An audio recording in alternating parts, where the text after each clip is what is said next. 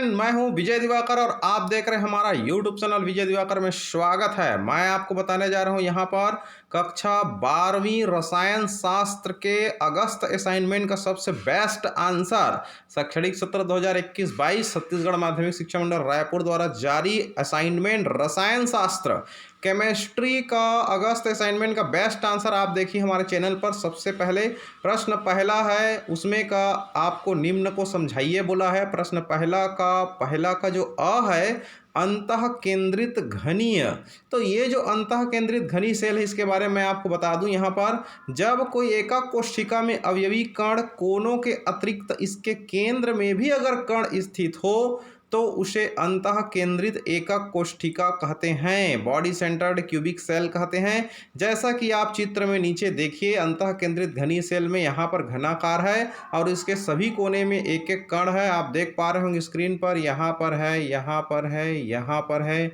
8 शीर्ष है इसमें, 8 शीर्ष में एक एक कण है और इसके मध्य सेंटर में भी एक कण है। तो ऐसे कोशिका को हम लोग ऐसे कोशिका को अंतः केंद्रित घनी सेल कहते हैं। ठीक इसी प्रकार से आपका ब है फलक केंद्रित घनी के बारे में पूछा गया है। वह एकक कोशिका जिसमें अवयवी कण इसके कोनों के अतिरिक्त इसके सभी फलकों पर भी अर्थात फलक के केंद्र में भी कण उपस्थित होते हैं, इसे फलक केंद्रित एकक कोशिका कहते हैं। तो यहाँ पर इसका चित्र हम बता देते हैं आपको स्पष्ट रूप से। आप चित्र जरूर बनाइएगा, परीक्षा में चित्र बनाएंगे तो आपको बेस्ट नंबर मिलेगा। देखिए यहाँ पर ये जो फलक है, पहला फलक, इस फलक के सेंटर में ये वाला कण हो गया। इसी तरह से आपका सामने वाले फलक, नीचे वाले फलक, राइट साइड वाला फलक, पीछे वाला फलक, ऊपर वाले फलक के सेंटर में भी यहाँ पर कण पाए जाते हैं। तो इस तरह से आपको बनाना है चित्र साफ एवं स्वच्छ। देखिए यहाँ पर आता है प्रश्न पहला का दूसरा, किस प्रकार के क्रिस्टल दोष में घनत्व कम पाया जाता है उसको सचित्र समझाइए। तो उत्तर है साटकी दोष में घनत्व कम होता है। साटकी दोष क्रिस्टलीकरण के क्रम में कुछ जालक स्थल रिक्त हो जाने के कारण यह दोष उत्पन्न होता है, क्योंकि इस दोष में आयनिक ठोस विद्युत उदासीन रहता है, क्योंकि लुप्त होने वाले धन आयनों और ऋण आयनों की संख्या बराबर होती है। तो यहाँ पर देखिए आप चित्र में देख पा रहे होंगे स्क्रीन पर, ऋण धन इस तरह से आपको बनाना है। चाहे तो आप 4 करके बना सकते हैं, 6 करके बना सकते हैं। और यहाँ पर देखिए एक यहाँ से आपका धन आयन और एक यहाँ से ऋण आयन, दोनों जो है यहाँ पर क्रिस्टल को छोड़कर बाहर चले जाते हैं, जिससे इसके घनत्व में कमी आ जाती है। तो ये हो गया आपका साटकी त्रुटि। चलिए अब आगे बताते हैं। यहाँ पर प्रश्न दूसरा है, हिमांक में अवनमन क्या है, इसकी सहायता से किसी विलेय पदार्थ का आणविक द्रव्यमान कैसे ज्ञात कर सकते हैं। तो उत्तर है किसी पदार्थ का हिमांक वह ताप होता है जिस पर पदार्थ की ठोस तथा द्रव अवस्थाओं प्रावस्था के जो वाष्प दाब है वो समान होते हैं।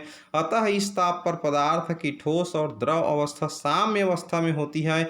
यह तभी संभव है जब इनके समान वाष्प दाब हों। जब किसी विलायक में अवाष्पशील विलेय पदार्थ मिला दिया जाता है तो विलायक के वाष्प दाब में कमी होती जाती है, अर्थात विलयन का वाष्प दाब विलायक के वाष्प दाब से हमेशा कम होता है। परिणाम स्वरूप विलयन के हिमांक में कमी आती है, जिसे हिमांक का अवनमन कहते हैं। इस अवनमन की सहायता से किसी अवाष्पशील विलेय के आणविक द्रव्यमान की गणना की जा सकती है। हिमांक में अवनमन del T F equal to K F M. यदि विलेय का भार बराबर डब्ल्यू बी ग्राम, विलायक का भार डब्ल्यू ए ग्राम, विलायक का आणविक द्रव्यमान एम ए, विलेय का आणविक द्रव्यमान एम बी हो, तो विलायक के मोल संख्या एन बी बराबर डब्ल्यू बी अपान एम बी होगा। मोल अलता एम बराबर एन बी गुणित 1000 बटे डब्ल्यू ए बराबर डब्ल्यू बी गुणित 1000 भागित एम बी गुणित डब्ल्यू ए, किंतु del T F equal to K F M. Del T F equal to K F into W B गुणित 1000 भागित डब्ल्यू बी गुणित एम बी गुणित डब्ल्यू ए, एम बी बराबर K F into W B गुणित 1000 बटे del T F into W A. उपरोक्त समीकरण की सहायता से विलेय के आणविक द्रव्यमान की गणना की जा सकती है। यही बेस्ट आंसर है। चलिए यहाँ पर प्यारे बच्चों आप लोगों से एक विशेष सूचना है। आप सभी प्यारे स्टूडेंट से निवेदन है कि इसी तरह से सभी विषयों के प्रश्नों का उत्तर वीडियो प्राप्त करने के लिए हमारी चैनल विजय दिवाकर को सब्सक्राइब करके बेल आइकन घंटी जरूर दबाएं।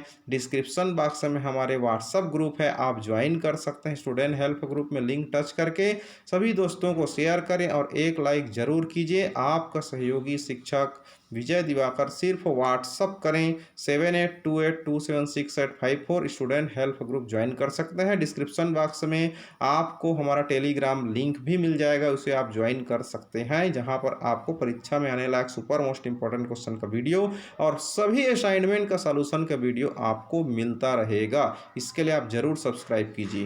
प्रश्न तीसरा का पहला, बेंजीन विलयन में 30% द्रव्यमान की दृष्टि से कार्बन टेट्राक्लोराइड है तो बेंजीन के मोल प्रभाज की गणना कीजिए। तो उत्तर है बेंजीन विलयन में 30% द्रव्यमान बेंजीन C6H6 का द्रव्यमान WA बराबर 30 ग्राम। शेष कार्बन टेट्राक्लोराइड 70% CCl4 है। कार्बन टेट्राक्लोराइड CCl4 का द्रव्यमान WB बराबर 70 ग्राम। बेंजीन का आणविक द्रव्यमान Ma बराबर 6 गुणित C धन 6 गुणित H करेंगे तो कार्बन का भार 12 होता है, हाइड्रोजन का भार 1 होता है। सॉल्व कर दिया गया, 12 छिका 72 धन 6 तो 78 आ गया। इसी प्रकार कार्बन टेट्राक्लोराइड का अणु भार Mb बराबर 1 गुणित C धन 4 गुणित Cl, C का मान 12, Cl का भार 35.5, हल की 154 आ गया।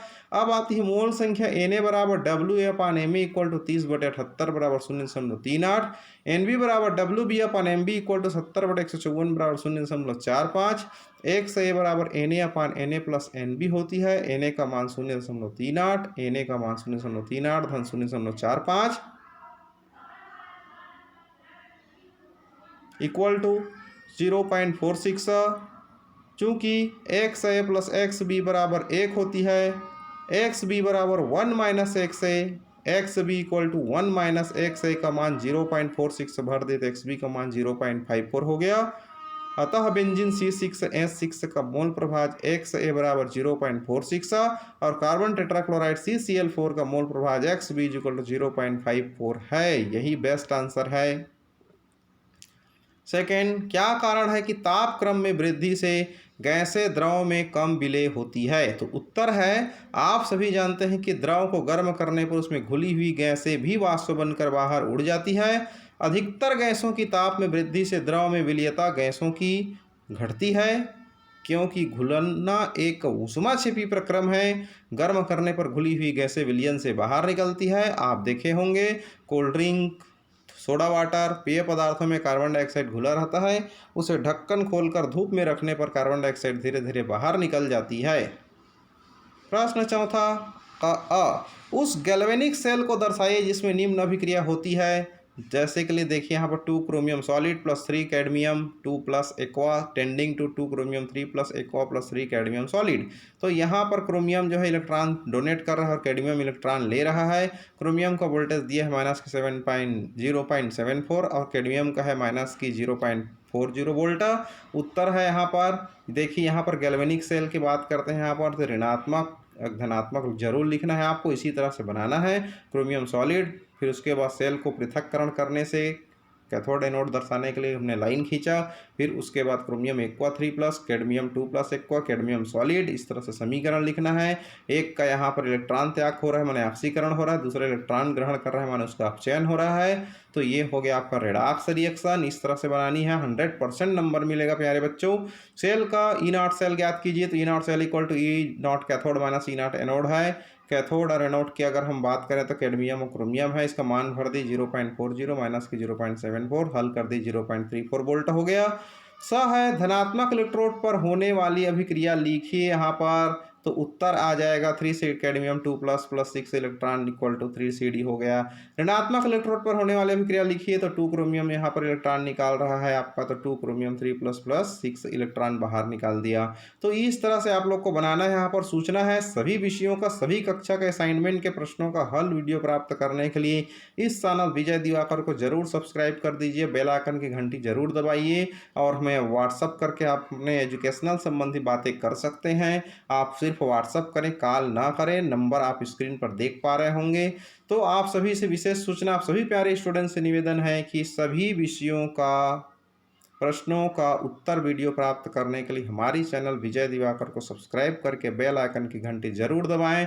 डिस्क्रिप्शन बॉक्स में हमारे व्हाट्सएप ग्रुप है, ज्वाइन करें, लिंक टच करके सभी दोस्तों को शेयर करें और एक लाइक जरूर कर दीजिए। आपका सहयोगी शिक्षक विजय दिवाकर। सिर्फ व्हाट्सएप करें 7828276854 स्टूडेंट हेल्प ग्रुप आप ज्वाइन कर सकते हैं। तो बहुत बहुत धन्यवाद। जय हिंद, जय भारत, वंदे मातरम।